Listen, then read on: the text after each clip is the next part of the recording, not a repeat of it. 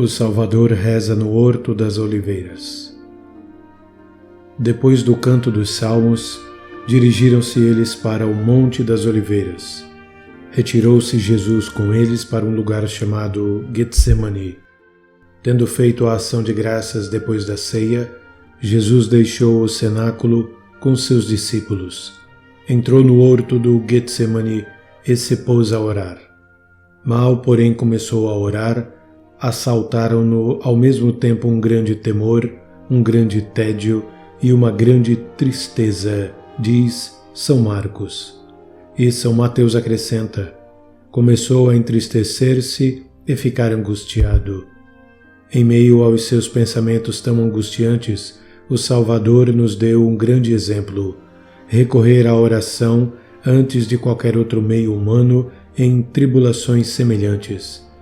Quando a sua Santíssima Humanidade hesitou, pois também tinha a fraqueza da nossa natureza, em beber deste cálice tão amargo, e quando viu que essa tempestade se levantava contra ele por causa do ódio e da inveja dos escribas e dos fariseus, e por causa da soberba e da ambição dos príncipes dos sacerdotes, não quis ir ter com os homens antes de se apresentar em oração diante de Deus, pois sabia que, sem a sua permissão, nem mesmo uma folha de árvore se move, e que a sua vontade governa todas as coisas para os fins altíssimos e secretos de sua eterna providência. E, para cumprir o seu próprio ensinamento, que a oração deve ser feita em segredo e com a porta fechada, deixou também os 3 discípulos que tinha levado consigo e se afastou um pouco deles, à distância de um tiro de pedra, com o coração apertado por deixá-los, e, para expressar esse sentimento, o Evangelho usou a palavra et ips avulsus est habeis, ou seja, afastou-se deles como quem se separa da alma ao deixar amigos tão fiéis em tempos de tanta tribulação. Mas, ainda assim, ele afastou-se, mostrando a firmeza e a constância que se deve ter ao executar o que se julga melhor e mais importante para o serviço divino.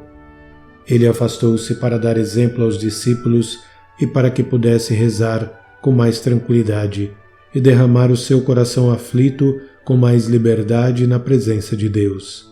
O Senhor disse: Pai, Pai, e literalmente, meu Pai, pois sou teu filho natural, se é possível, ou, como disse outro evangelista, se tu queres, isto é, se for da tua vontade, e se tu quiseres, é possível, suplico-te, que eu não beba deste cálice.